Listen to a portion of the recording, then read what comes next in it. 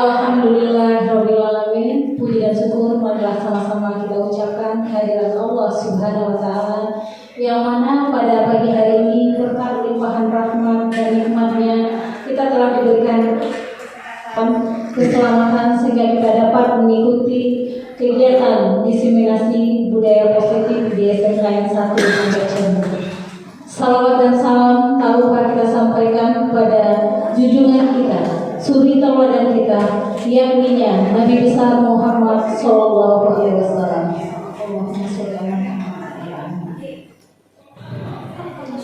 Insya Allah kita selalu istiqomah menjalankan ajarannya dan mendapatkan syafaatnya di akhirat ini. Amin amin ya rabbal alamin. Yang terhormat Bapak Kepala SMKN 1 Banjarmasin, Bapak Novianto SPD MPD. Yang terhormat Bapak Ibu Wakil Kesiswaan SMKN 1 Banjarmasin, Ibu Novrianingsi yang telah hadir bersama kita. Yang kami hormati Bapak Ibu Majelis Guru yang berbahagia pada hari ini. Selanjutnya yang teristimewa Bapak Zainul Mutakin dan Ibu Yolanda Nur yang menjadi narasumber kita pada hari ini, yang merupakan calon guru penggerak Angkatan 9 Kabupaten Solo SMKN 1 Pantai Jambi. Mengawali acara, marilah sama-sama kita menyanyikan lagu Indonesia Raya yang akan dipimpin oleh Ibu Nur Azizah.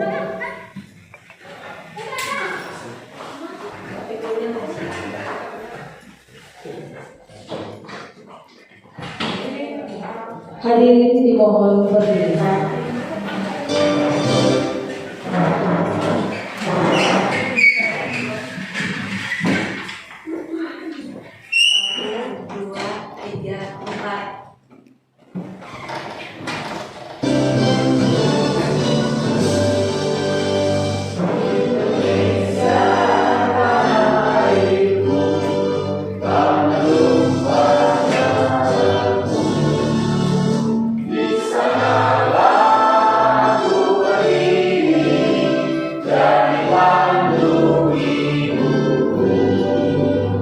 Indonesia kebangsaan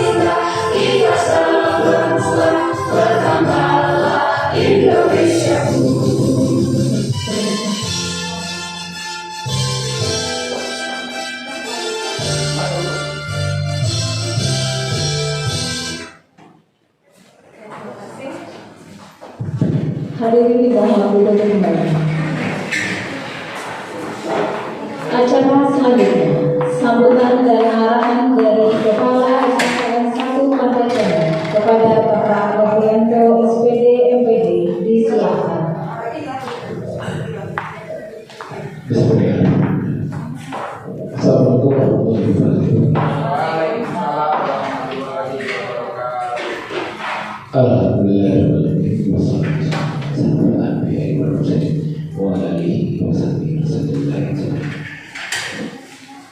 yang sama kita hormati Bapak Ibu calon pimpinan atas 9 SMK. Kemudian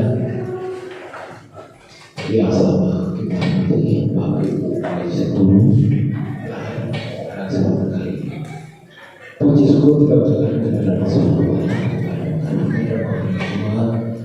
kita masih bisa hadir dalam acara isi ini mudah bersyukur yang disampaikan oleh calon pimpinan atas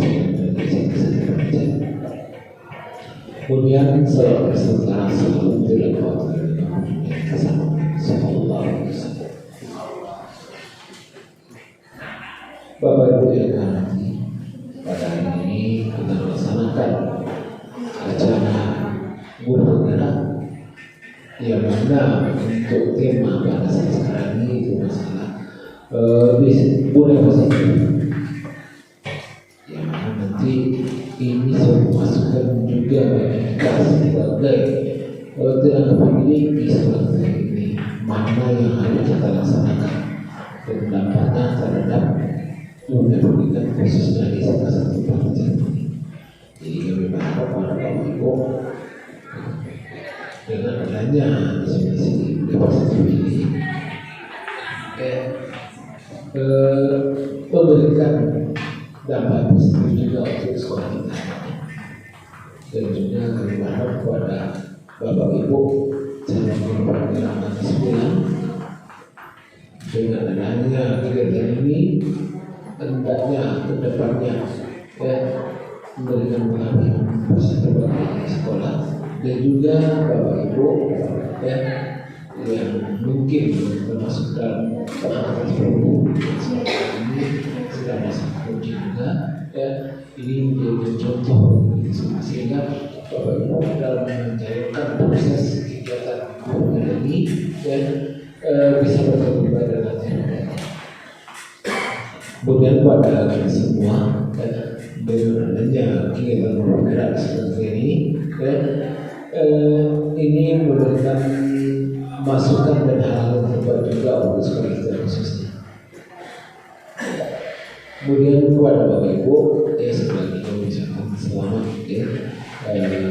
dengan terpilihnya atau lolos Ibu dalam kegiatan bergerak atas 9 dari Kabupaten Sabok khususnya di SMK. Yang ini sebagai sahabatan mudah-mudahan kegiatan ini berjalan baik lancar sampai selesai. Assalamualaikum warahmatullahi wabarakatuh. Terima kasih kepada Bapak Kepala Sekolah. Selanjutnya demi keberkahan dan kelancaran acara kita, marilah sama-sama kita berdoa yang akan dipimpin oleh Bapak Sony Rahadian. Pada Bapak Sony disilakan.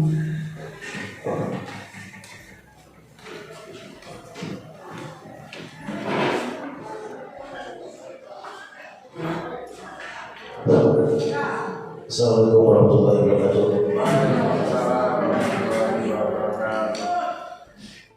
Demi keberkahan acara kita pada hari ini, mari kita sejenak berdoa memanjatkan kepada Allah Subhanahu wa taala. Innal hamdalillah nahmaduhu wa nasta'inuhu wa nastaghfiruh wa na'udzu billahi min syururi anfusina wa min sayyiati a'malina may yahdihillahu fala mudilla lahu wa may yudlil fala hadiya lahu wa asyhadu an la ilaha illallah wahdahu la syarika lahu wa anna Muhammadan 'abduhu wa rasuluh amma ba'du. Ya Allah, ya Tuhan kami, berikanlah keberkahan kepada kami dalam mengikuti rangkaian kegiatan pada hari ini, ya Allah, sehingga apa yang kami kerjakan pada hari ini bernilai ibadah di sisi-Mu, ya Allah. Ya Allah, ya Tuhan kami, Ampunilah dosa-dosa kami, dosa orang tua kami, dosa para pejuang kami, dan dosa yang telah mendahului kami, ya Allah. Ya Allah, ya Tuhan kami, berikanlah kami nikmat iman, nikmat sehat, sehingga kami dapat bekerja untuk mencerdaskan anak didik kami, sehingga mereka berguna bagi nusa, bangsa, dan agama. Rabbana atina fid dunya hasanah wa fil akhirati hasanah wa qina azabannar. Subhana rabbika rabbil izzati amma yasifun. Wassalamun ala mursalin walhamdulillahi rabbil alamin. Assalamualaikum warahmatullahi wabarakatuh.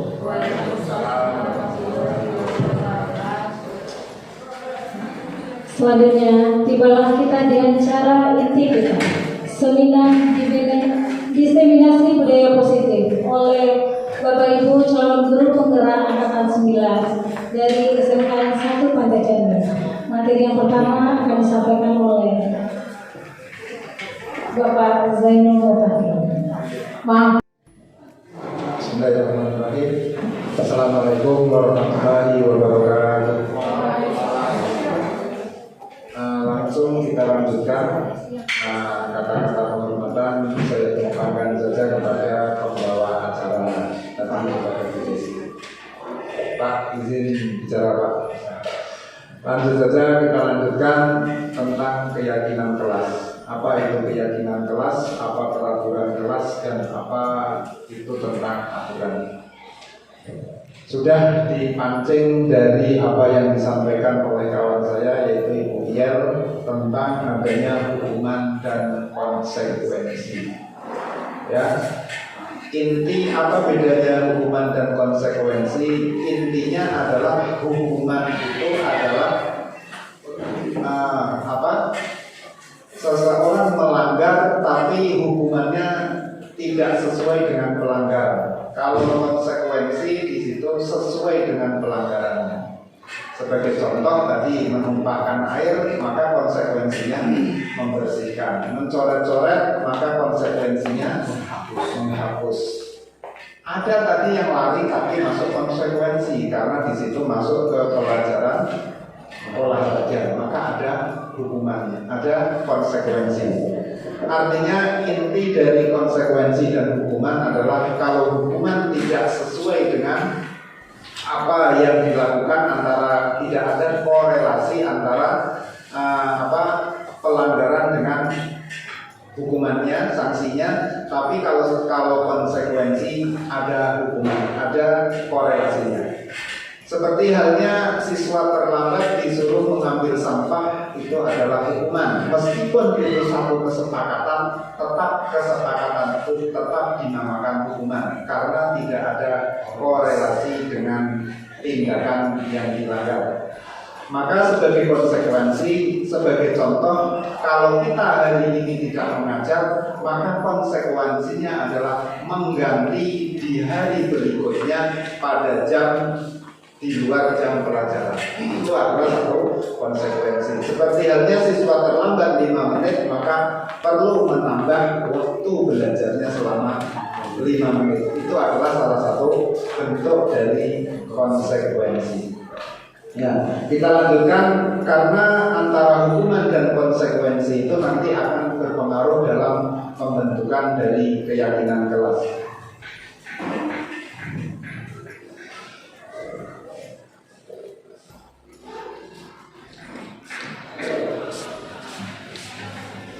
Mengapa kok tidak peraturan tapi atau tidak kesepakatan tapi melakukan keyakinan? Ini ada satu tingkatannya. Tingkatan yang pertama adalah peraturan. Apa yang diatur oleh sekolah, apa yang diatur oleh orang lain, maka wajib kita laksanakan. Kemudian kesepakatan. Sepakat itu baik sesuai dengan diri kita atau tidak. Kalau orang sepakat berarti itu menjadi satu aturan. Jadi kalau kesepakatan pun kadang-kadang kelemahannya belum tentu itu dasarnya dasar kebenaran. Karena sering kita mengambil satu keputusan dengan keputusan suara terbanyak. Satu kesepakatan yang paling bagus adalah ketika Nabi Ismail mau dibunuh oleh saudaranya. Satu orang mengatakan jangan dibunuh, tapi kita tinggalkan saja di hutan. Maka satu orang dasar kebenaran bisa mengalahkan 8 orang saudaranya yang ingin membunuh. Itu adalah sebagai satu contoh kesepakatan itu harus sesuai dengan aturan atau norma yang ada. Yang kita laksanakan seringkali adalah peraturan. Peraturan itu adalah sesuai dengan norma. Maka aturan yang ada pada sekolah kita adalah sesuai dengan kebajikan universal, sesuai dengan profil pelajar Pancasila. Itu acuan pertama aturannya. Kemudian aturan tersebut diturunkan menjadi aturan sekolah, menjadi aturan kelas. Karena kita adalah semuanya guru, tidak harus wali kelas. Kita sebagai guru mata pelajaran harus membuat satu keyakinan kelas yang sama-sama diyakini oleh siswa kita. Caranya bagaimana? Keyakinan itu intinya adalah satu kalimat positif. Kita sering tidak dilarang datang terlambat. Itu satu peraturan.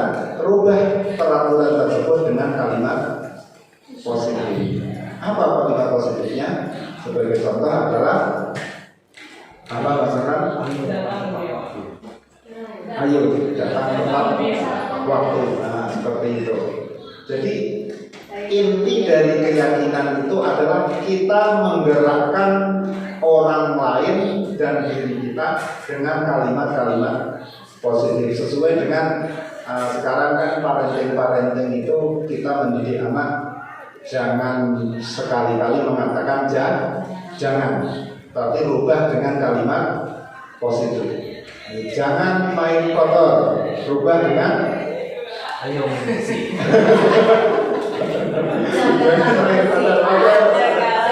Jagalah kebersihan, salahnya kan begitu. Jadi ayo main bersih. Itu kita kadang-kadang karena kebiasaan kita zaman dulu sampai sekarang, sehingga kata-kata yang seperti itu masih sering muncul kata-kata yang yang negatif. Yang kalimat positif itu susah, apalagi tambah emosi. Maka arti dari keyakinan kelas itu adalah siswa meyakini bahwa ini salah, maka dia tidak perlu dengan aturan ataupun hukuman yang berat, mereka yakin. Itu intinya. Ini sebagai contoh ada mengapa kita memiliki peraturan harus menggunakan helm bila mengendarai kendaraan roda 2 biar tidak ditangkap polisi misalnya. Itu salah. Itu kalau saya jatuh kepala. Kalau itu sudah berarti itu masuk yakin. Tapi kalau taruhnya tadi hanya sekedar takut polisi tangkap tilang polisi, itu berarti masih peraturan. Kalau yakin berarti demi keselamatan. Itu yang kita harapkan dari budaya positif itu bisa diterapkan oleh diri kita sebagai guru mata pelajaran, membuat satu aturan dirubah dengan kalimat positif, kemudian diyakini oleh satu anggota kelasnya. Kemudian ada yang kedua, mengapa kita memiliki peraturan 3M, yaitu ketika COVID menggunakan masker, mencuci tangan, dan menjaga jarak 1,5 meter, itu juga demi kesehatan. Lanjut, keyakinan kelas adalah nilai kebajikan universal yang disepakati secara tersirat sudah tadi. Kita lanjut ini kalau kita umpamakan sebagai satu lingkaran, peraturan kelas itu hanya lingkaran kecil yang paling kecil, sehingga peraturan itu sifatnya langsung cepat tapi tidak bisa menjadi satu budaya yang baik.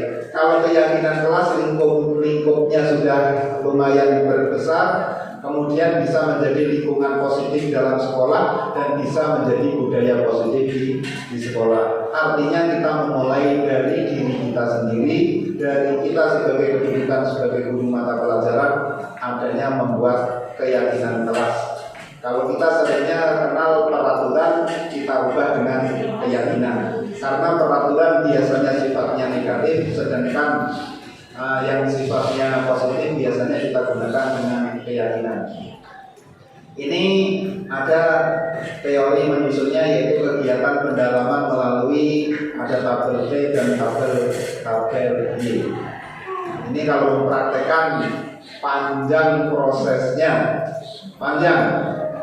Karena kemarin waktu saya loka karya itu dari istilahnya dari setelah istirahat sampai sore sebenarnya tidak cukup. Tapi karena untuk mengikuti proses akhirnya dicukup-cukupkan dengan mencontek. Kalau tidak mencontek mungkin tidak cukup. Karena apa? Kita masih terbelenggu dengan peraturan tadi. Kita belum bisa memaknai mana yang keyakinan tersebut, kemudian mana yang nilai-nilai kebajikan universal. Maka kita dengan adanya guru penggerak itu pertama adalah kita mengupdate ilmu untuk merefleksi diri kita mana yang kurang. Maka saya harapkan untuk Bapak Ibu yang angkatan 11 belum daftar ataupun sudah daftar segera menyelesaikan. Mungkin dari besok terakhir siapa tahu selesaikan. Nah, ini adalah kita lanjutkan aja. Ini ada beberapa pertanyaan. Coba kita baca kemudian kita jawab, termasuk keyakinan kelas apa. Selalu kembalikan buku ke tempatnya. Nilai kebajikannya apa? Dilarang mengganggu orang lain. Itu peraturan, berarti dirubah dengan kalimat positif. Hadir di sekolah 15 menit, dilarang melakukan kekerasan, dilarang menggunakan narkoba. Ini masih peraturan semuanya. Jangan berlari di kelas atau di koridor. Nah, ini adalah peraturan. Karena peraturan itu bersifat negatif. Tapi kalau keyakinan bersifat positif. Dilarang mengganggu orang lain, berarti saling menghormati di dalam kelas. Misalkan hadir di sekolah 15 menit sebelum pembelajaran dimulai. Apa ini kalimat positifnya? Dilarang melakukan kekerasan, berarti stop bullying, ataupun saling menghargai dan menghormati di dalam kelas. Dilarang menggunakan narkoba, jagalah kesehatan, bergantian atau menunggu giliran, budayakan antri, gunakan masker, jaga kesehatan juga. Nah, itu adalah salah satu dari keyakinan kelas. Jadi yang kita terapkan ataupun salah satu dari tujuan guru penggerak itu adalah guru diupdate ilmunya, kemudian bisa kalimat-kalimat positif yang ada pada guru penggerak yang didapat bisa diterapkan, ditularkan kepada siswa.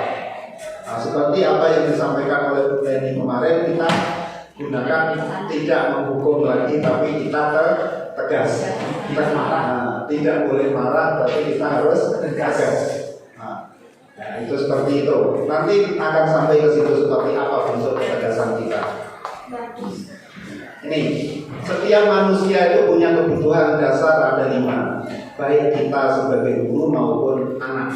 Maka kadang-kadang anak karena kebutuhan dasarnya tidak terpenuhi di dalam kelas, maka mereka membuat ulah. Kebutuhan pertama adalah bertahan hidup, kasih sayang dan rasa diterima, penguasaan, kebebasan dan kesenangan. Itu setiap orang memiliki kebutuhan dasar tersebut dan mereka ingin dipenuhi kebutuhan dasarnya. Nih. Kemudian posisi kontrol. Ada 5 posisi kontrol yang sering kita lakukan terhadap siswa kita ataupun terhadap tindakan-tindakan terhadap ketika menghadapi satu masalah. Sebagai penghukum, pembuat orang merasa bersalah, sebagai teman, pemantau ataupun manajer. Kadang-kadang kita sebagai penghukum, kadang juga sebagai pembuat orang merasa bersalah, sebagai teman, pemantau dan manajer. Yang paling bagus mana, posisi mana ketika kita berhadapan dengan siswa? Jadi penghukum atau pembuat bersalah atau pemantau saja? Teman. Bisa, yang bagus di sini ada teman dan ada manajer. Berarti sebagai penghukum itu posisinya kurang tepat. Karena apa? ketika kita menghukum anak, pasti rasa kedekatan terhadap kita akan kurang jauh. Maka posisi kita harus kadang-kadang sebagai teman yang baik itu tidak akan menyesatkan, gitu ya. Kalau guru kita sebagai teman, artinya kita punya modal bisa mengarahkan siswa. Maka kadang-kadang yang tidak terkontrol, kalau guru terlalu dekat kepada teman, malah kadang-kadang siswa terlalu tidak sopan. Itu berarti posisi kontrol gurunya yang kurang, manajernya kurang. Berarti kadang bisa menjadi teman, kadang bisa menjadi manajer. Jangan menjadi mantau aja, nengok-nengok aja. Ini adalah satu perbuatan. Ini posisi kontrol. Coba kita telah sedikit. Saya kecewa sekali dengan kamu. Kira-kira posisi kontrolnya yang di antara 5 itu yang mana nih? Saya kecewa sekali dengan kamu. Menghukum, merasa bersalah, atau merasa bersalah. Tapi ketika kita anak sudah kita latih, sudah kita didik, ternyata tiba-tiba melakukan pelanggaran yang tidak kita inginkan, rasanya sudah terkontrol oleh arahan kita, ternyata tidak. Saya sangat kecewa sekali dengan kamu. Kenapa sudah seperti ini? Maka ini posisi kontrolnya adalah sebagai rasa bersalah. Kalau kita mengatakan kamu tidak pernah benar melakukannya, sebagai tidak pernah benar merasa bersalah. Ayolah lakukan demi ibu atau demi bapak. Sebagai teman, misalkan anak terlambat, janganlah terlambat lagi terus.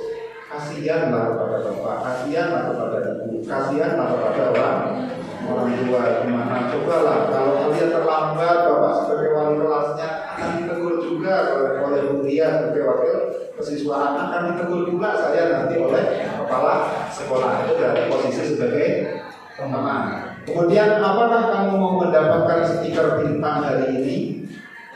Ini berarti ini sebagai apa ini? Apakah kamu mau mendapatkan stiker bintang hari ini? Ini akan sesuai dengan apa? Penghargaan. Memberi penghargaan. Bagaimana kamu bisa menyelesaikan masalah ini? Manajer, bagaimana kamu bisa menyelesaikan masalah ini? Harusnya ketika ada orang anak siswa bersalah, tanyakan kembali ke siswa. Bukan kita yang memberi keputusan. Berarti kita seperti kata Bu Reni tadi,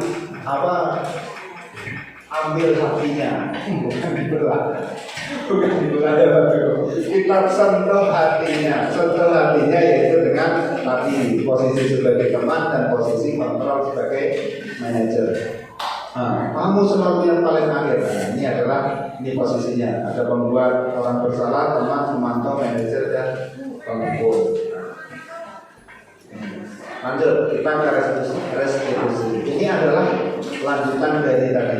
Kalau kita sudah tahu posisi kontrol kita, maka kita akan mengadakan restitusi. Apa itu restitusi? Saya pun baru kenal sama restitusi ini adalah ketika CJP.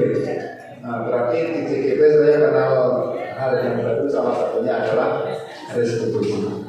Restitusi itu adalah proses menciptakan kondisi bagi murid untuk memperbaiki kesalahan mereka, sehingga mereka bisa kembali pada kelompok mereka dengan karakter yang lebih kuat. Restitusi ini prosesnya kolaboratif yang mengajarkan murid untuk mencari solusi untuk masalah mereka dan membantu murid berpikir tentang orang seperti apa yang mereka ingin menjadi tujuan mulia dan bagaimana mereka harus memperlakukan orang lain. Artinya restitusi tadi kita harus menyentuh hati mereka. Ini yang kadang-kadang kita sebagai guru yang dididik oleh guru-guru yang terdahulu jarang melakukan kegiatan restitusi. Kita sering menggunakan kegiatan hukuman. Ini ada hukuman, ada konsekuensi, ada restitusi. Nih, segitiga restitusi.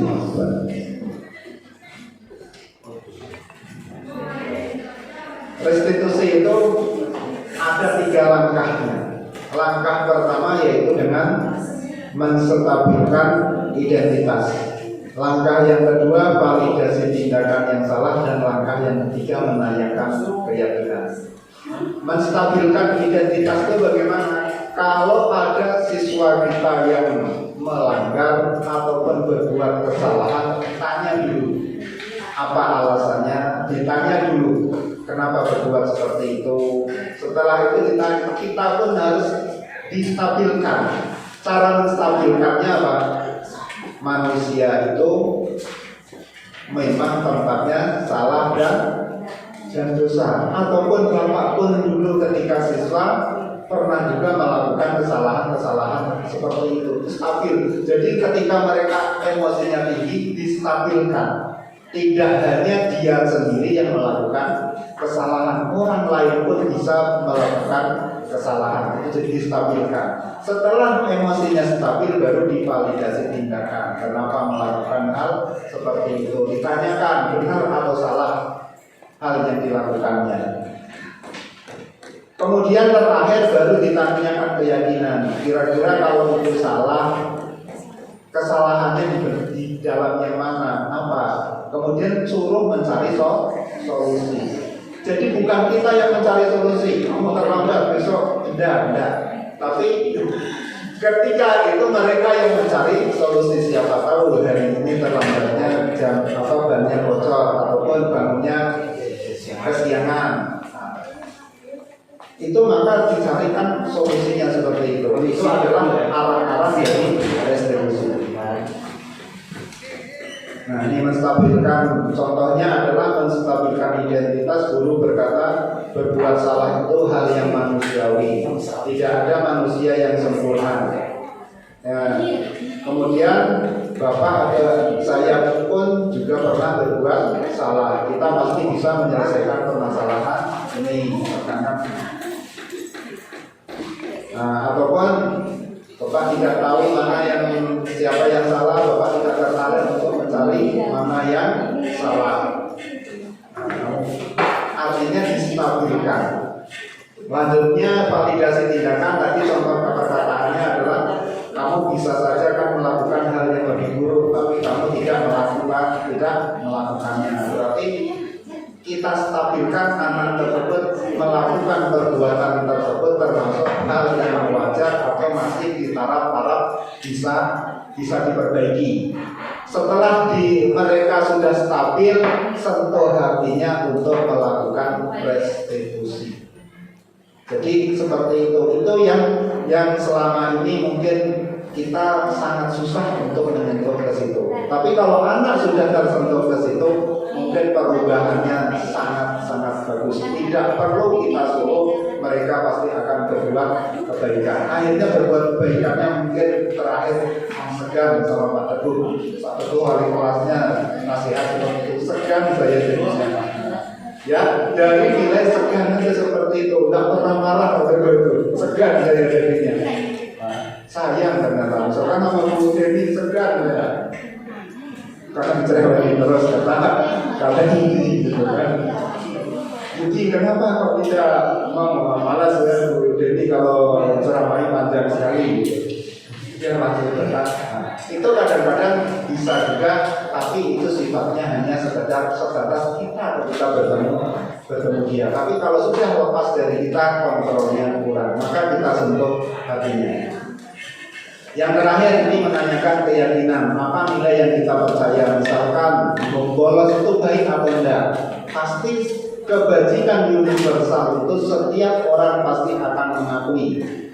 Mana itu kebaikan, mana itu kejelekan. Artinya kita contoh, setiap anak itu pasti tahu. Sebagai contoh, sholat itu wajib, sholat itu tidak boleh ditinggalkan. Tapi masih banyak yang meninggalkan. Karena apa? Nilai kebaikannya sudah tahu itu salah, tapi masih tetap dikerjakan. Maka di situ yang kita sentuh untuk mencari solusi. Ini sebagai contoh kasus yang terakhir. Coba kita baca sama-sama, kita cermati. Ada 4 kasus. Ini sebagai bahan untuk memberikan posisi kontrol dari Ayat ditentu lah penuh. Ibu Dani sedang menjelaskan pelajaran bahasa Inggris di papan tulis. Namun beliau memperhatikan bahwa Fajar malah tidur-tiduran dan tampak asuh-asuh pada pelajarannya. Fajar, coba jawab pertanyaan nomor 3. Maju ke depan dan kerjakan di papan tulis. Fajar pun tampak malas-malasan maju ke depan, dan sesampainya di depan papan tulis pun Fajar hanya diam terpaku sambil memegang buku bahasa Inggrisnya dan memainkan spidol di tangannya. Ayo Fajar, makanya jangan tidur-tiduran, lain kali perhatikan. Sudah sana, duduk kembali. Kira-kira siapa yang bisa? Fajar pun kembali duduk di bangkunya. Hal seperti ini sudah seringkali terjadi pada Fajar. Seperti tidak memperhatikan acuh tak acuh dan nilai-nilainya pun tidak terlalu baik untuk pelajaran bahasa Inggris. Pada saat ditegur oleh Ibu Dani, Fajar hanya menjawab, tidak tahu Bu. Ibu Dani pun menjawab mirip, gimana kamu Fajar? Kamu tidak kasihan sama ibu ya? Ibu sudah capek-capek mengajarkan kamu. Tidak kasihan ya sama ibu? Dan Fajar pun terdiam membisu. Nah, ini pertanyaan pertama adalah posisi kontrol apa yang diambil oleh Ibu Dani dalam pendekatan kepada Fajar. Nah, posisi kontrolnya adalah ada membuat rasa bersalah. Terlihat dari ini, gimana kamu Fajar, kamu tidak kasihan sama ibu, itu capek-capek. Nah, berarti disuruh menilai ibu yang capek. Apa kata Fajar menjawabnya kalau seperti itu? Memang ibu aja yang capek, saya nggak capek. Jadi ketika seorang mau diberi rasa bersalah, dalam hatinya kadang dia mendongkol. Kemudian pertanyaan yang kedua, membaca sikap Fajar, kira-kira kebutuhan apa yang diperlukan Fajar? Mungkin Fajar perlu kebebasan. Bisa jadi Fajar tidak memiliki kebebasan dalam memilih pelajaran yang diminati. Kebutuhan selanjutnya adalah kesenangan. Mungkin kan Fajar kurang suka dengan mata pelajaran bahasa Inggris ataupun kurang suka sama gurunya, maka dia bermalas-malasan. Kemudian pertanyaannya ketiga, bila mana Ibu Dani mengambil posisi pemantau dan apa yang dilakukan atau dikatakan olehnya? Nah, ini sebagai pemantau. Kalau pemantau berarti Fajar, kenapa Ibu lihat kamu kurang memperhatikan, karena sebagai pemantau. Nah, ini adalah contoh kasus. Nah, apabila Anda kepala sekolah di sekolah Fajar dan mengetahui hal tersebut, bagaimana tindak lanjut yang Anda lakukan? Yang jelas karena kepala sekolah posisinya sebagai kontrol manager, maka akan memanggil Ibu Dani, mengajak bicara Ibu Dani dan mendiskusikan permasalahan yang dihadapi tentang Fajar. Berarti harusnya Ibu Dani posisi kontrolnya juga sebagai teman ataupun kontrol sebagai manajer. Kemudian kalau saya sebagai kepala sekolah, saya akan mengingatkan Ibu Dani tentang keyakinan kelas. Berarti bisa jadi Ibu Dani belum membuat keyakinan kelas sehingga hal tersebut bisa terjadi. Kemudian akan meminta Ibu Dani untuk melakukan posisi kontrol yang tepat sebagai guru mata pelajaran. Bisa sebagai teman ataupun bisa sebagai kontrol manager. Ini kasus 4 sudah mungkin. Inti dari budaya positif ini adalah kita harus mengeluarkan kalimat-kalimat yang positif. Mudah-mudahan aura-aura yang kita gali dari positif dari diri kita bisa teralirkan ke anak-anak didik kita menjadi yang positif juga. Berarti kita disuruh menghindari kata-kata yang negatif. Karena salah satu kebutuhan dasar manusia itu pengen dipuji, pengen dihargai.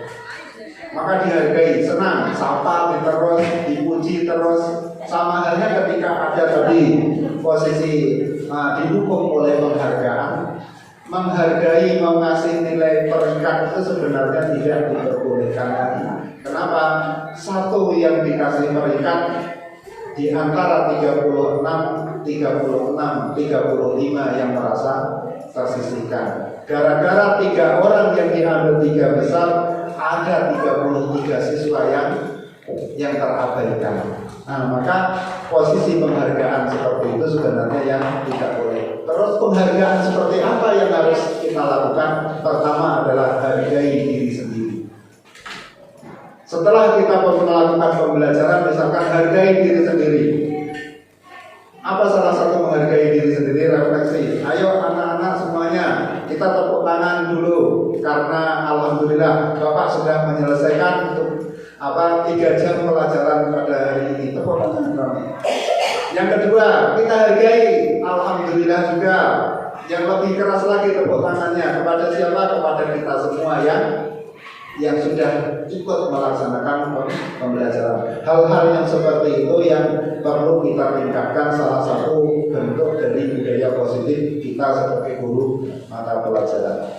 Sebagai acuan prakarsa perubahan kemarin juga saya menyampaikan senang dengan usulan ataupun bukan usulan yang sudah sering disampaikan oleh Pak Ketua ketika pagi hari mengumumkan menyambut siswa dengan mic.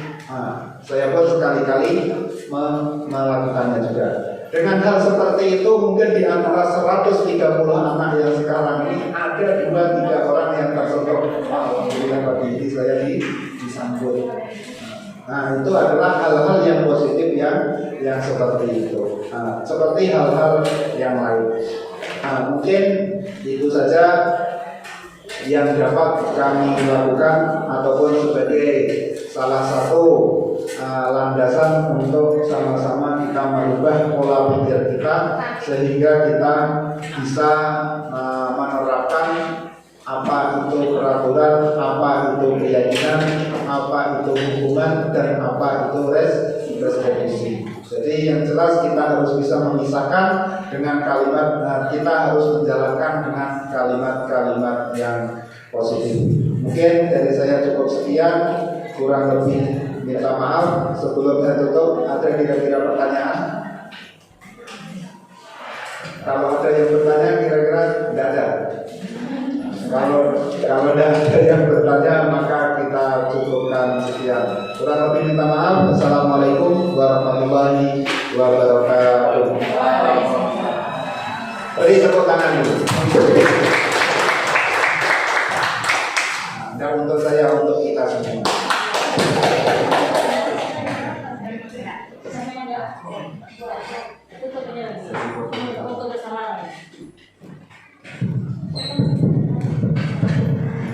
Terima kasih kepada Bapak Zainul dan Ibu Yana yang sudah menyampaikan materinya mengenai diseminasi budaya positif. Luar biasa materi yang sudah beliau paparkan. Sekali lagi apus untuk Ibu Yana dan Bapak Zainul. Mudah-mudahan apa yang sudah mereka sampaikan bisa kita aplikasikan dalam kegiatan kita di sekolah ini. Selanjutnya kita akan foto bersama. Kepada Bapak Ibu dimohon untuk berdiri ke depan.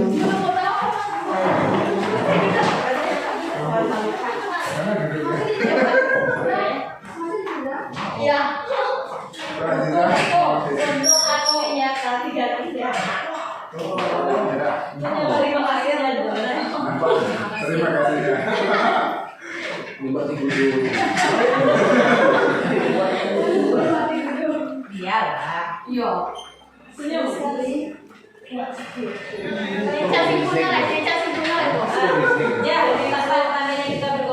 Tanda kita berkolaborasi, semoga semakin banyak CGP angkatan 11 lainnya.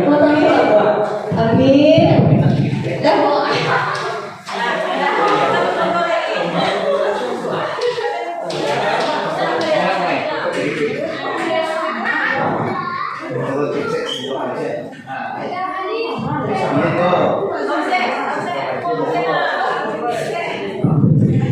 Demikianlah acara kita pada siang hari ini. Terima kasih atas segala perhatian Bapak Ibu semuanya. Semoga acara yang bermanfaat. Saya akhiri dengan assalamualaikum warahmatullahi wabarakatuh.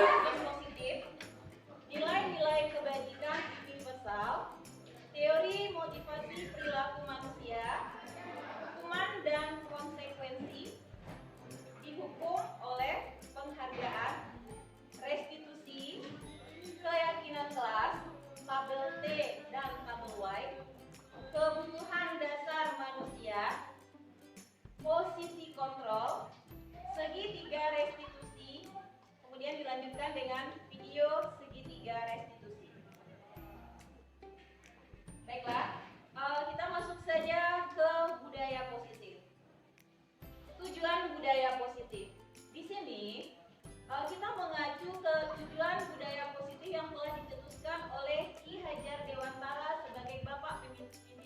Bapak Pendidikan kita, beliau mengingatkan bahwa tujuan pendidikan adalah menuntun. Jadi kita sebagai guru itu menuntun murid dengan segala kodrat yang ada pada anak-anak murid kita agar mereka dapat mencapai keselamatan dan kebahagiaan yang setinggi-tingginya, baik sebagai manusia maupun sebagai anggota masyarakat. Tujuan membangun budaya positif di sekolah adalah menumbuhkan karakter. Adapun karakter yang diharapkan menjadi manusia dan anggota masyarakat untuk mencapai keselamatan dan kebahagiaan, seperti tujuan pendidikan nasional kita, ya, tujuan yang tercantum dalam profil Pancasila, yaitu beriman, bertakwa kepada Tuhan Yang Maha Esa, berakhlak mulia, kreatif, gotong royong, berkebinekaan global, bernalar kritis, dan mandiri. Disiplin positif, ya. Disiplin positif merupakan suatu cara penetapan disiplin, ya, tanpa melakukan kekerasan dan ancaman dalam praktiknya melibatkan komunikasi tentang Pak, izin bicara Pak. Lanjut saja, kita lanjutkan tentang keyakinan kelas. Apa itu keyakinan kelas, apa peraturan kelas, dan apa itu tentang aturan. Sudah dipancing dari apa yang disampaikan oleh kawan saya, yaitu Iqbal, tentang adanya hukuman dan konsekuensi. Ya, inti apa bedanya hukuman dan konsekuensi? Intinya adalah hukuman itu adalah seseorang melanggar tapi hukumannya tidak sesuai dengan pelanggaran. Kalau konsekuensi di situ sesuai dengan pelanggaran. Sebagai contoh tadi menumpahkan air, maka konsekuensinya membersihkan. Mencoret-coret, maka konsekuensinya menghapus. Ada tadi yang lari tapi masuk konsekuensi karena di situ masuk ke pelajaran olahraga, maka ada hukuman, ada konsekuensi. Artinya inti dari konsekuensi dan hukuman adalah kalau hukuman tidak sesuai dengan apa yang dilakukan, antara tidak ada korelasi antara pelanggaran dengan hukumannya, sanksinya, tapi kalau konsekuensi ada hukuman, ada korelasinya. Seperti halnya siswa terlambat disuruh mengambil sampah, itu adalah hukuman. Meskipun itu satu kesepakatan, tetap kesepakatan itu tetap dinamakan hukuman karena tidak ada korelasi dengan tindakan yang dilanggar. Maka sebagai konsekuensi, sebagai contoh, kalau kita hari ini tidak mengajar, maka konsekuensinya adalah mengganti di hari berikutnya pada jam di luar jam pelajaran. Itu adalah satu konsekuensi. Seperti halnya siswa terlambat 5 menit, maka perlu menambah waktu belajarnya selama 5 menit. Itu adalah salah satu bentuk dari konsekuensi. Nah, kita lanjutkan karena antara hukuman dan konsekuensi itu nanti akan berpengaruh dalam pembentukan dari keyakinan kelas.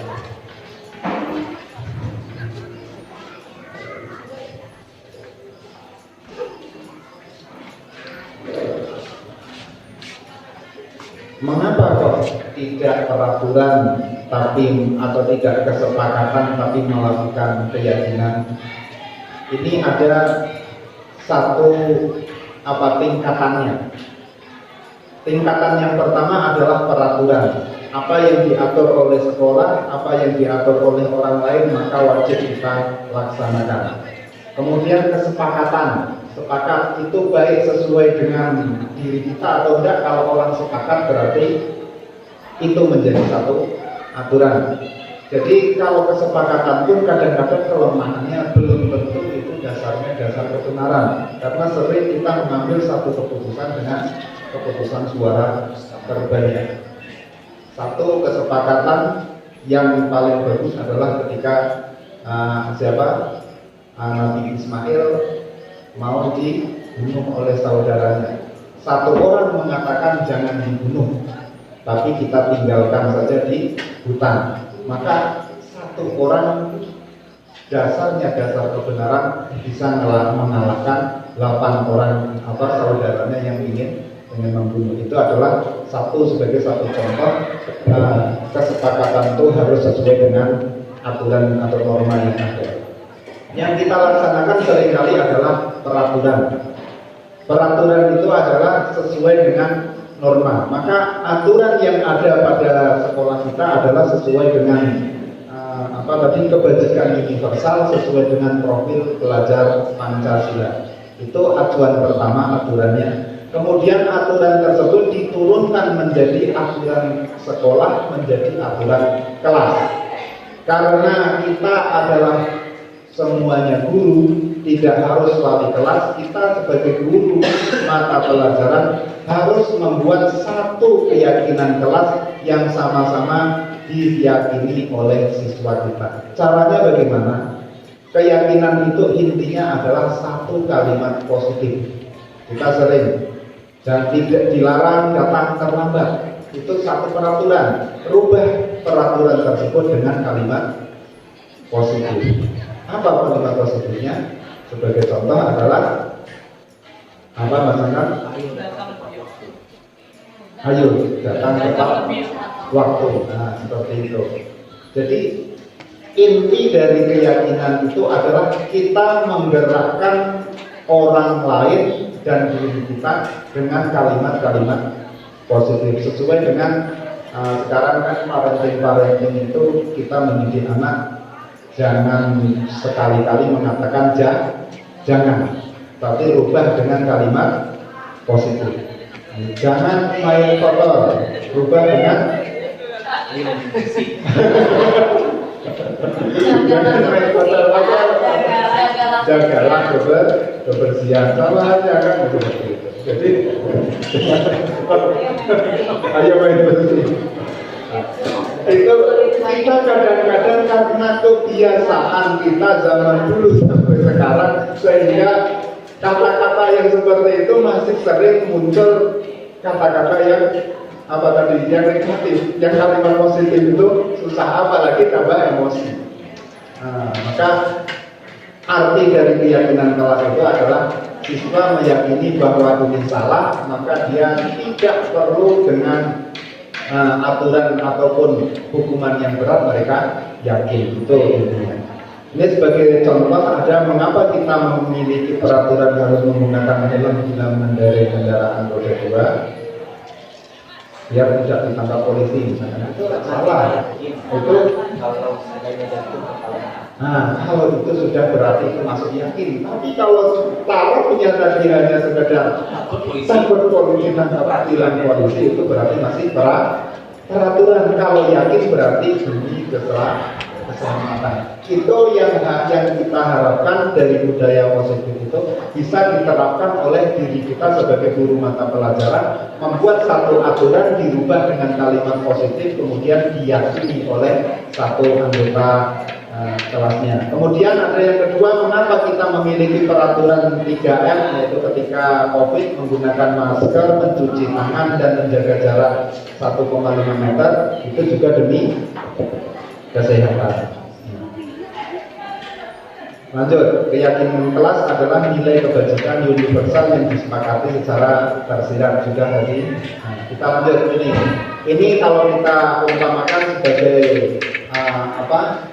satu lingkaran, peraturan kelas itu hanya lingkaran kecil yang paling kecil, sehingga peraturan itu sifatnya langsung, cepat, tapi tidak bisa menjadi satu budaya yang baik. Kalau keyakinan kelas lingkupnya sudah lumayan berbesar, kemudian bisa menjadi lingkungan positif dalam sekolah dan bisa menjadi budaya positif di sekolah. Artinya kita memulai dari diri kita sendiri, dari kita sebagai kedudukan sebagai guru mata pelajaran, adanya membuat keyakinan kelas.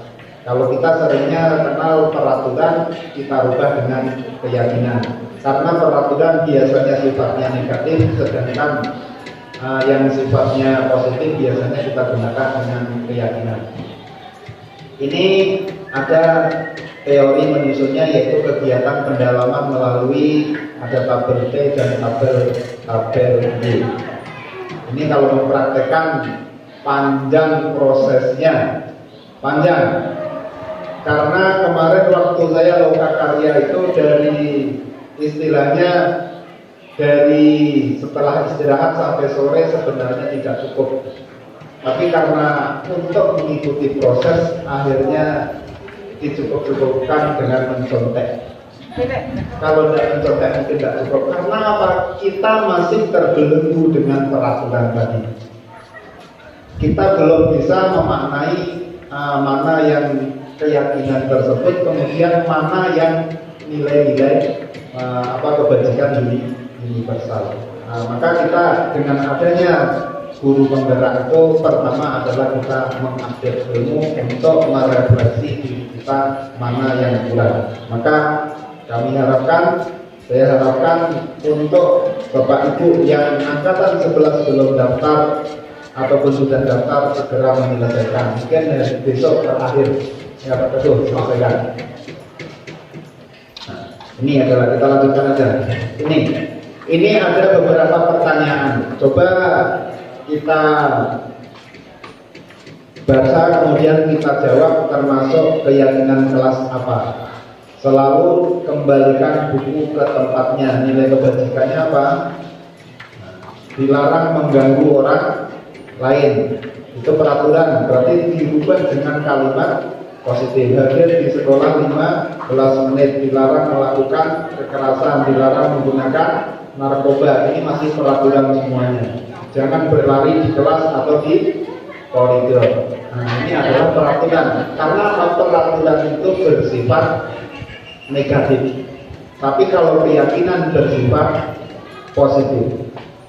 Nah, dilarang mengganggu orang lain, berarti saling menghormati di dalam kelas. Misalkan hadir di sekolah 15 menit sebelum pembelajaran dimulai. Apa ini kalimat positifnya? Dilarang melakukan kekerasan, berarti stop bullying, ataupun saling menghargai dan menghormati di dalam kelas. Dilarang menggunakan narkoba, jagalah kesehatan, bergantian atau menunggu giliran, budayakan antri, gunakan masker, jaga kesehatan juga. Nah, itu adalah salah satu dari keyakinan kelas. Jadi yang kita terapkan ataupun salah satu dari tujuan guru penggerak itu adalah guru diupdate ilmunya, kemudian bisa kalimat-kalimat positif yang ada pada guru penggerak yang didapat bisa diterapkan, ditularkan kepada siswa. Nah, seperti apa yang disampaikan oleh Bu Leni kemarin, kita gunakan tidak menghukum lagi, tapi kita tegas. Tidak boleh marah, berarti kita harus tegas. Nah, itu seperti itu. Nanti akan sampai ke situ seperti apa bentuk ketegasan kita. Ini, setiap manusia itu punya kebutuhan dasar ada 5. Baik kita sebagai guru maupun anak. Maka kadang-kadang anak karena kebutuhan dasarnya tidak terpenuhi di dalam kelas, maka mereka membuat ulah. Kebutuhan pertama adalah bertahan hidup, kasih sayang dan rasa diterima, penguasaan, kebebasan dan kesenangan. Itu setiap orang memiliki kebutuhan dasar tersebut dan mereka ingin dipenuhi kebutuhan dasarnya. Kemudian posisi kontrol. Ada 5 posisi kontrol yang sering kita lakukan terhadap siswa kita ataupun terhadap tindakan-tindakan terhadap ketika menghadapi satu masalah. Sebagai penghukum, pembuat orang merasa bersalah, sebagai teman, pemantau ataupun manajer. Kadang-kadang kita sebagai penghukum, kadang juga sebagai pembuat orang merasa bersalah, sebagai teman, pemantau dan manajer. Yang paling bagus mana, posisi mana ketika kita berhadapan dengan siswa? Jadi penghukum atau pembuat bersalah atau pemantau saja? Teman. Bisa, yang bagus di sini ada teman dan ada manajer. Berarti sebagai penghukum itu posisinya kurang kurang tepat. Karena apa? Ketika kita menghukum, anak pasti rasa kedekatan terhadap kita kurang jauh. Maka posisi kita harus kadang-kadang sebagai teman yang baik itu tidak akan menyesatkan, gitu ya.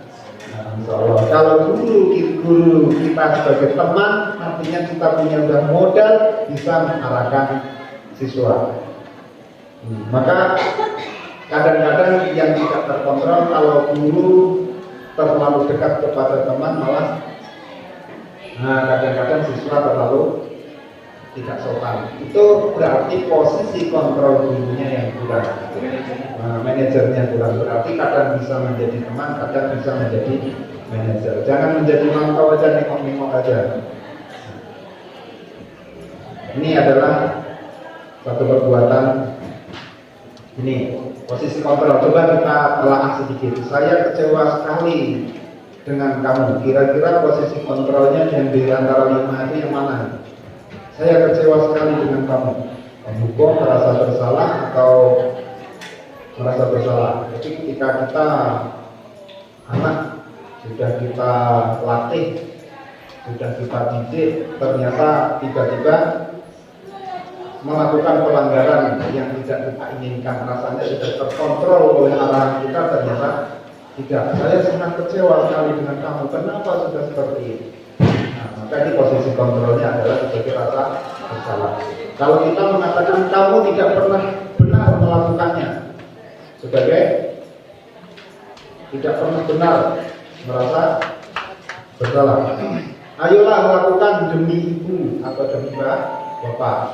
Sebagai teman. Misalkan anak terlambat, janganlah terlambat terus. Kasihanlah kepada bapak, kasihanlah kepada ibu, kasihanlah kepada orang tua. Gimana? Cobalah kalau kalian terlambat, bapak sebagai wali kelasnya akan ditegur juga oleh pembina sebagai wakil kesiswaan, akan ditegur pula saya nanti oleh kepala sekolah. Itu berarti posisi sebagai teman. Kemudian apakah kamu mau mendapatkan stiker bintang hari ini? Ini berarti ini sebagai apa ini? Apakah kamu mau mendapatkan stiker bintang hari ini? Ini akan sesuai dengan apa? Penghargaan, pemberi penghargaan. Bagaimana kamu bisa menyelesaikan masalah ini? Nah, manajer nih, bagaimana kamu bisa menyelesaikan masalah ini? Harusnya ketika ada orang anak siswa bersalah, tanyakan kembali ke siswa.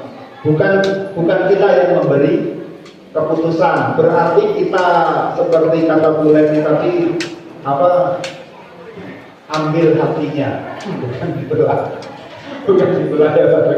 Kita sentuh hatinya yaitu dengan hati, posisi sebagai teman dan posisi kontrol sebagai manajer. Nah, kamu selalu yang paling akhir. Ini posisinya. Ada pembuat orang bersalah, teman, pemantau, manajer dan penghukum. Lanjut, kita ke restitusi. Ini adalah lanjutan dari tadi. Kalau kita sudah tahu posisi kontrol kita, maka kita akan mengadakan restitusi. Apa itu restitusi? Saya pun baru kenal sama restitusi ini adalah ketika CGP. Nah, berarti di CGP saya kenal hal yang baru, salah satunya adalah restitusi. Restitusi itu adalah proses menciptakan kondisi bagi murid untuk memperbaiki kesalahan mereka, sehingga mereka bisa kembali pada kelompok mereka dengan karakter yang lebih kuat. Nah, restitusi ini prosesnya kolaboratif yang mengajarkan murid untuk mencari solusi untuk masalah mereka dan membantu murid berpikir tentang orang seperti apa yang mereka ingin menjadi tujuan mulia dan bagaimana mereka harus memperlakukan orang lain. Artinya restitusi tadi kita harus menyentuh hati mereka. Ini yang kadang-kadang kita sebagai guru yang dididik oleh guru-guru yang terdahulu jarang melakukan kegiatan restitusi. Kita sering menggunakan kegiatan hukuman. Nah, ini ada hukuman, ada konsekuensi, ada restitusi. Nih, segitiga restitusi.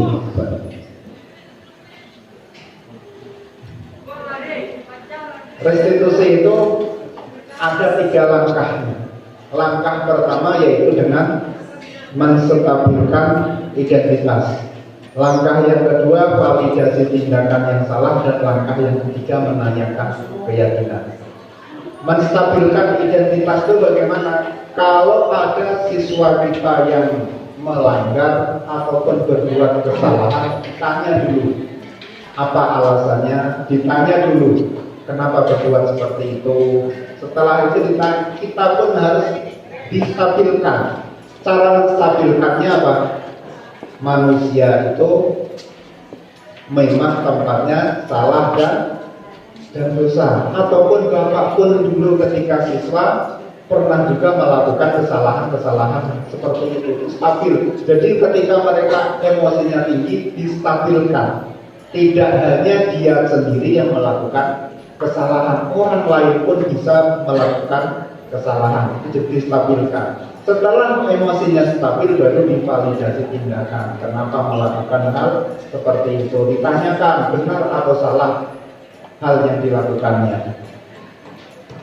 Kemudian terakhir baru ditanyakan keyakinan. Kira-kira kalau itu salah, kesalahannya di dalam yang mana? Apa? Kemudian suruh mencari solusi.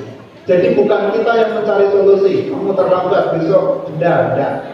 Tapi ketika itu mereka yang mencari solusi. Siapa tahu hari ini terlambatnya bannya bocor ataupun bangunnya kesiangan. Itu maka dicarikan solusinya seperti itu. Itu adalah arah-arah dari restitusi. Nah, ini menstabilkan, contohnya adalah menstabilkan identitas. Guru berkata berbuat salah itu hal yang manusiawi. Tidak ada manusia yang sempurna. Ya, kemudian Bapak atau saya pun juga pernah berbuat salah. Kita pasti bisa menyelesaikan permasalahan ini, misalkan ataupun Bapak tidak tahu siapa yang salah, Bapak tidak tertarik untuk mencari mana yang salah. Artinya distabilkan. Lanjutnya validasi tindakan. Tadi contoh perkataannya adalah kamu bisa saja kan melakukan hal yang lebih buruk, tapi kamu tidak melakukannya. Berarti kita stabilkan anak tersebut melakukan perbuatan tersebut termasuk hal yang wajar atau masih di taraf bisa diperbaiki. Setelah mereka sudah stabil, sentuh hatinya untuk melakukan restitusi. Jadi seperti itu yang selama ini mungkin kita sangat susah untuk menyentuh ke situ. Tapi kalau anak sudah tersentuh ke situ, mungkin perubahannya sangat bagus. Tidak perlu kita suruh, mereka pasti akan berbuat kebaikan. Akhirnya berbuat kebaikannya mungkin terakhir segan sama Pak Teguh. Pak Teguh wali kelasnya nasihat seperti itu, segan saya jadinya.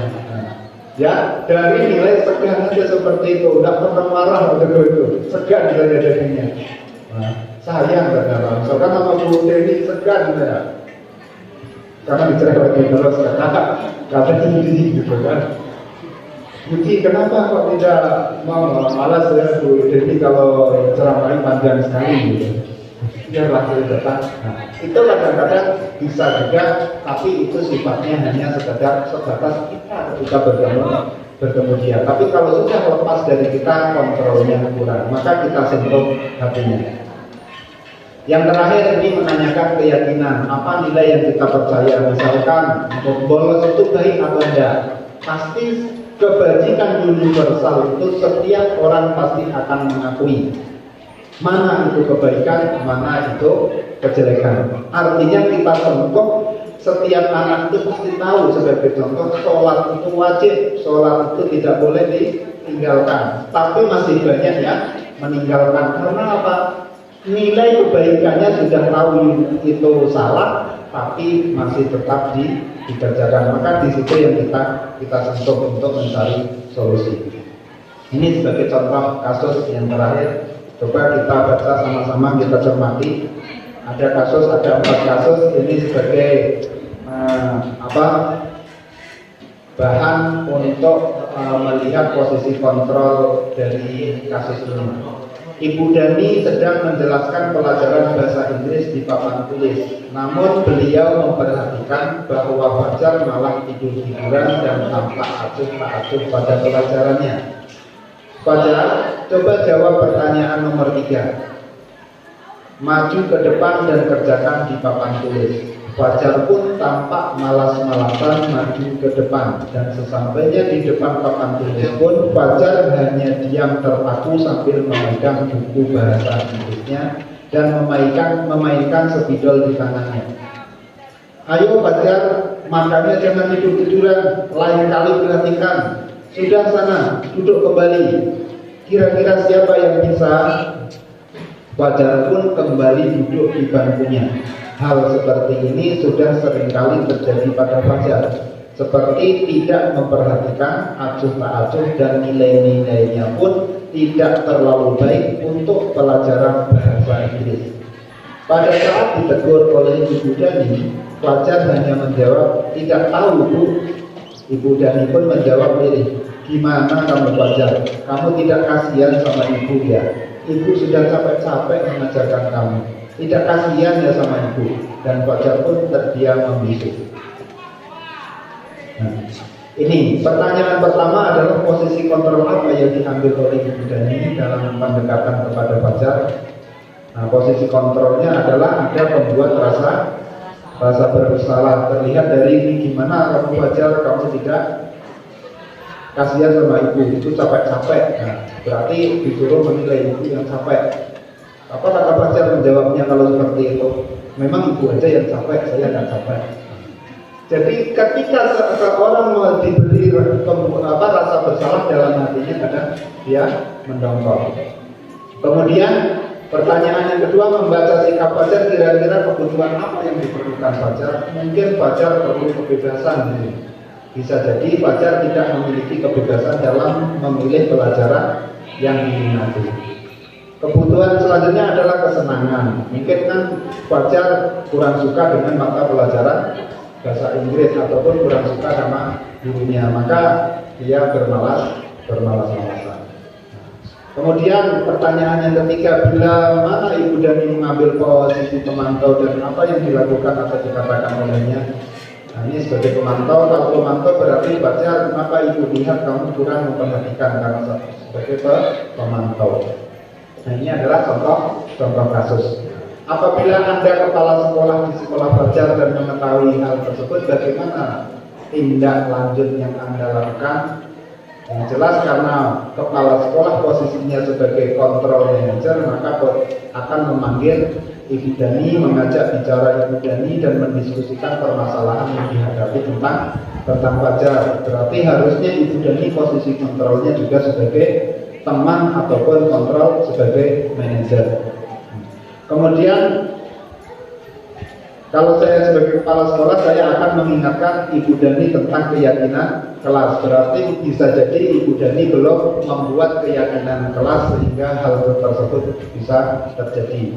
Kemudian akan meminta Ibu Dani untuk melakukan posisi kontrol yang tepat sebagai guru mata pelajaran. Bisa sebagai teman ataupun bisa sebagai kontrol manager. Ini kasus 4 juga mungkin inti dari budaya positif ini adalah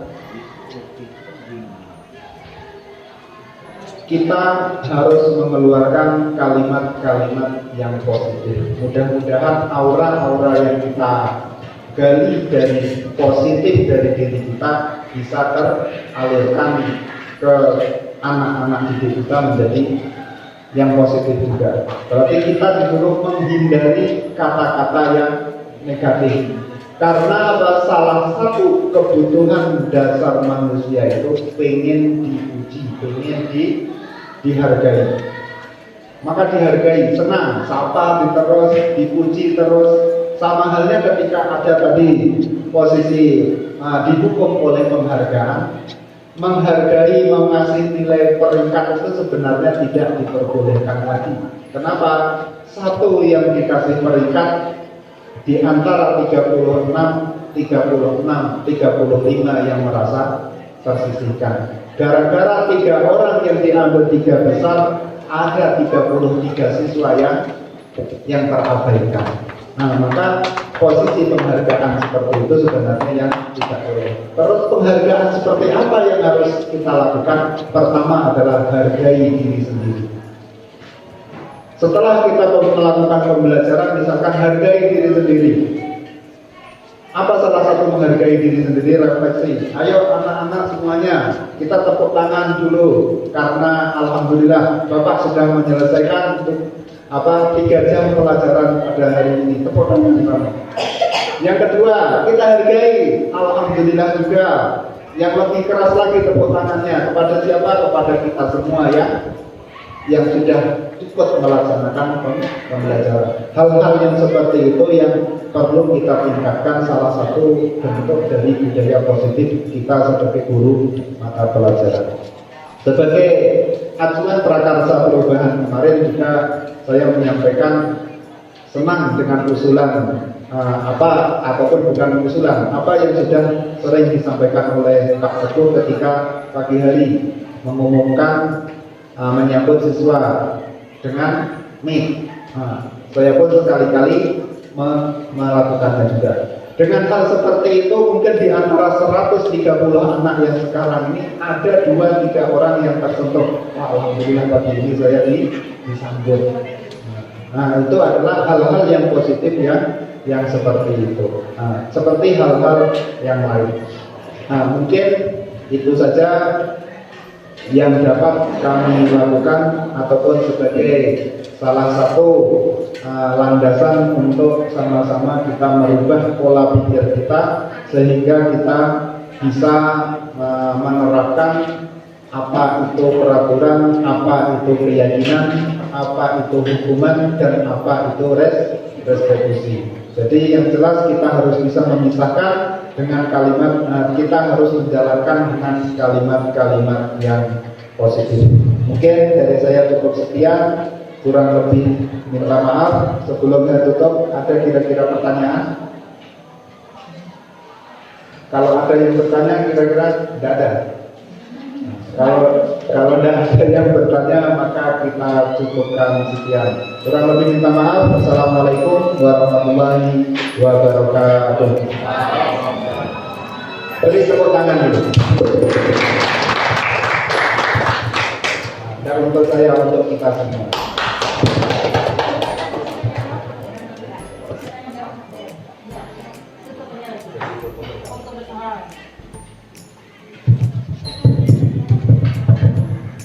Terima kasih kepada Bapak Zainul dan Ibu Yana yang sudah menyampaikan materinya mengenai diseminasi budaya positif.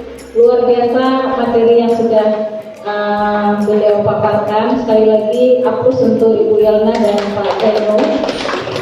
Mudah-mudahan apa yang sudah mereka sampaikan bisa kita aplikasikan dalam kegiatan kita di sekolah ini.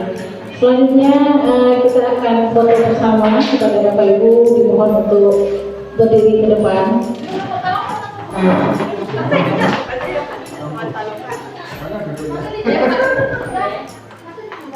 Ya.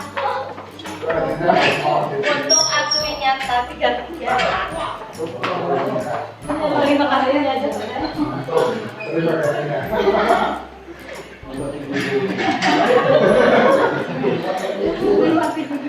Ya. Yo. Ini sekali.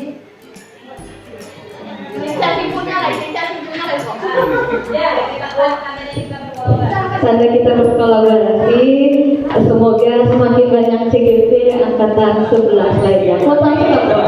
Amin. Dah kok.